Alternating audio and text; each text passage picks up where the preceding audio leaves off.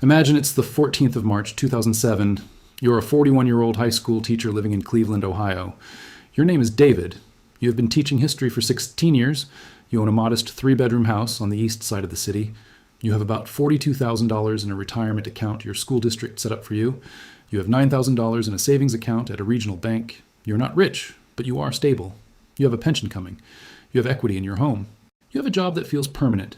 Every morning you drive the same 15-minute route to school. Every Friday you pick up groceries from the same store. Life feels predictable. Life feels safe. If you have ever looked at the world around you and felt something was quietly wrong, but could not name it, could not point to it, could not prove it, stay with me. What you're about to hear is not a theory. It is a pattern. It has happened before, in different countries, in different centuries, in different languages, and it always ends the same way.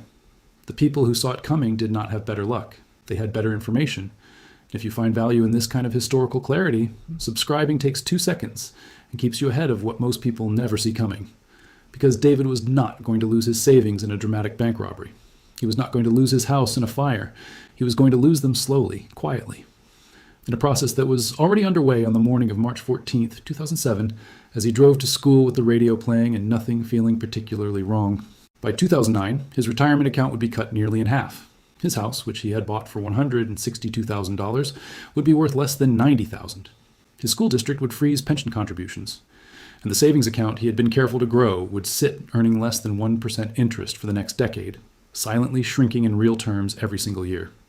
This video is about the quiet crisis, not the loud one that makes headlines, the one that starts before anyone names it, the one that is already operating before anyone sounds the alarm.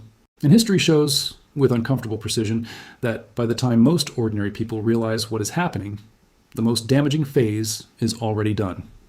Before we go further, there is something important to understand. Every major economic crisis in modern history has had 2 phases. The first phase is invisible. It is the period when the damage is being done, when the foundations are cracking, when the math stops working, but the surface still looks fine. Markets are up. Official statistics look acceptable. Politicians are calm. Commentators are reassuring. This phase can last years, sometimes a decade or more. The second phase is what gets filmed: bank runs, protests, soup kitchens, currency collapses, government resignations. The second phase is what history remembers. But the second phase is not where you lose your future. You lose your future in the first phase, the quiet one. Think of it like a house with termites. You do not see the damage on the day the termites arrive.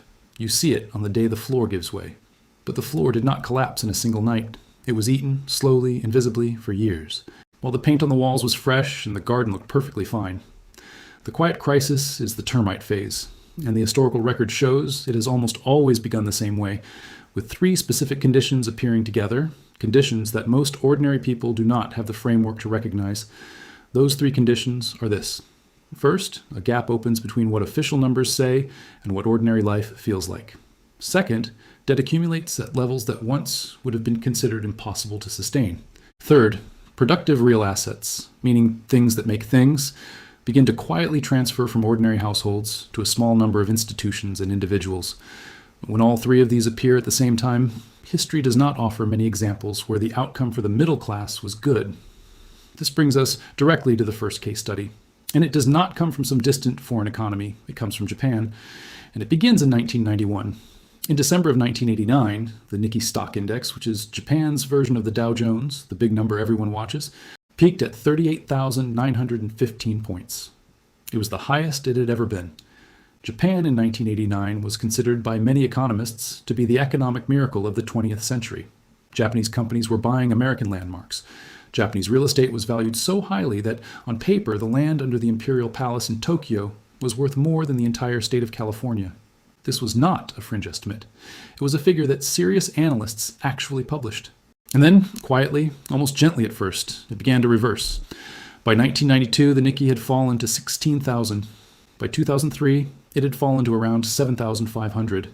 That is an 80% decline from the peak, over 13 years. Now here is the part that most people outside Japan do not fully understand. This did not feel like a sudden crash to most ordinary Japanese people in the early years. It felt like a gradual slowdown, a chill in the air. Banks became slightly more cautious. Companies became slightly less eager to hire. The bonuses that had seemed automatic began to shrink. A man named Hiroshi, a 38-year-old mid-level manager at a manufacturing firm in Osaka in 1992, did not feel like he was in a crisis.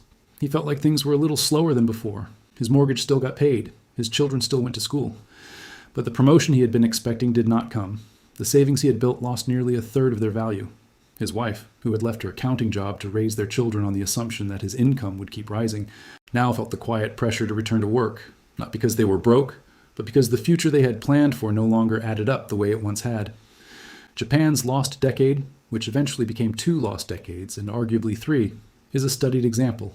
And the most important lesson it teaches is not about what happened in 1989 when the bubble popped. The lesson is about what happened in 1985, 1986, and 1987 when the bubble was still inflating. Official statistics still looked magnificent. The seeds of the quiet crisis were planted in those years. The debt levels, the asset price disconnection from real productive value, the quiet shift of financial exposure. All of that happened in the quiet years, before anyone was alarmed. By the time ordinary Japanese families understood what had happened to their net worth and savings, the damage was largely done. The floor had already given way. They had just not felt it yet. This leads to the second part of this story. And for this, we travel to a different part of the world, to a country that experienced the quiet crisis not over a decade, but over years, and then very suddenly. Here's something I want you to think about before we go further. Have you ever noticed that the people around you, your neighbors, your colleagues, seem to be working harder, but somehow they feel less financially secure? Not dramatically less secure, just quietly, persistently, slightly less able to plan, slightly less able to save, slightly more dependent on monthly income? Drop your answer in the comments. Seriously. Because what I am about to show you next changes everything. Argentina. The year is 1998. Argentina in the 1990s was a success story by official metrics. Inflation had been brought under control after years of chaos. The peso had been fixed at parity. 1 peso equaled $1, which gave Argentines something they had not had in a long time: confidence, a feeling of stability. Middle-class Argentines began to save in earnest. They opened dollar accounts. They bought apartments. They sent their children to university. A woman named Maria Elena was a pharmacist. She had $30,000 in her bank account. She owned a small apartment worth more. She was planning to retire at 62. But beneath the surface, the numbers had stopped working years earlier. Argentina's government had borrowed heavily to maintain the illusion of stability. The reserves were being drained. The debt was compounding. The gap between what the government said and what it could pay was widening. Ordinary people like Maria Elena had no reason to read the central bank reports. In December of 2001, the government froze all bank accounts, overnight, without warning. Argentines woke up one morning and could not access their savings. The measure was called the corralito. A little fence had been placed around every Argentine's savings. Within months, the peso was devalued. The fixed exchange rate was abandoned. 1 peso no longer equaled $1. It settled at 3-to-1. In practical terms, your $30,000 now became $10,000. 2/3 of your savings, gone. Not stolen dramatically. Dissolved through a hidden mechanism. Maria Elena's money became $10,000. Her apartment lost approximately 40% of its value. She did not retire at 62. She was still working at 67. The crisis was building since 1995. The indicators were there. The debt trajectory was visible to those who looked, but most did not see it. Now observe what happened in a third country, Lebanon, beginning in 2016 when it was still quiet. Lebanon in 2016 was officially a functioning banking system. Banks were offering high interest rates. Some accounts offered 8% annual interest on dollar deposits when global rates were 0. They marketed aggressively to the diaspora. Park your dollars with us. Lebanon is stable. A man named Ramzi, a 52-year-old civil engineer in Beirut, had done exactly that. He had accumulated $140,000 across several bank accounts. What Ramzi did not know was that the rates were a product of financial engineering. The banks were paying old depositors with new money. In simplified form, it was a Ponzi scheme. The system worked only as long as new money kept coming in. By 2019, it was slowing to a trickle. Lebanese banks began imposing capital controls. They put restrictions on how much you could take out. Ramzi was told he could have a few $100s per week. The rest was frozen. When the pound collapsed, the real value of his savings fell by 70 to 90%. He lost most of his life savings in a quiet process that had been building for years. At this point, the pattern becomes impossible to ignore. Most people move through life trusting systems. Most people hear about Lebanon and think it could not happen here, but you are not most people. You are one of the rare people who look at history and ask what it is actually telling us. Hit subscribe. Japan, Argentina, Lebanon. On the surface, they are completely different cultures and systems, and yet the underlying mechanism is almost identical in all 3 cases. Debt was growing faster than the ability to service it. Households were accumulating exposure to failing assets. There was a moment when the system moved from the quiet phase to the loud phase.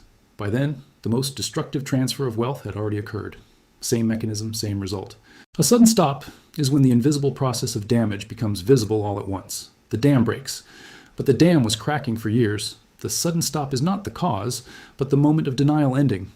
The middle class, the savers, and the pensioners suffer most because they trusted the system.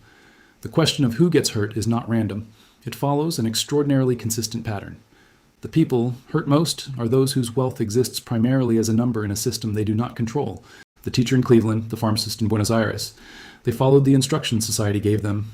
History shows that following those instructions does not protect you from the quiet crisis. Contrast this with the elites. Major shareholders often moved their assets offshore into dollar accounts. They moved wealth into real estate in Miami or equity in foreign companies before the stop. In Japan, those who hedged their exposure did not lose the way ordinary families did. A hedge is an insurance policy. Ordinary families absorb most of the loss in real terms. In Lebanon, the connected moved hundreds of millions offshore before capital controls were imposed. The ordinary depositor was left holding an account they could not empty. This is information asymmetry. One side knows something the other does not. Clarity about how bad it is remains hidden from the reliant. The question is whether you will see it before it sees you. This channel exists for pattern recognition. What did the survivors do differently? They were geographically and institutionally diversified. Their savings were spread across more than one system, currency, and jurisdiction. The second trait is holding assets that produce something, a farm, a business, or rental property, something that generates value through activity rather than just a balance sheet price. The third trait is low personal debt. High debt makes you vulnerable to interest rate changes. The historical survivors kept their debt well below what lenders were willing to extend to them. None of this is financial advice. Every individual situation is different. Understand the pattern. Back to David in 2007. By the end of 2008, the Dow Jones had fallen 54%. His house value dropped to $87,000 by 2010. His savings rate fell to near zero. He did not go bankrupt, but the retirement he planned was materially smaller. The floor had termites. History rhymes with uncomfortable precision. We have no excuse for not learning to hear the rhythm. This is historical analysis, not advice. Consult a professional. This video is for those feeling unease. If someone needs to hear this, share it with them. Subscribe for more. See you in the next one.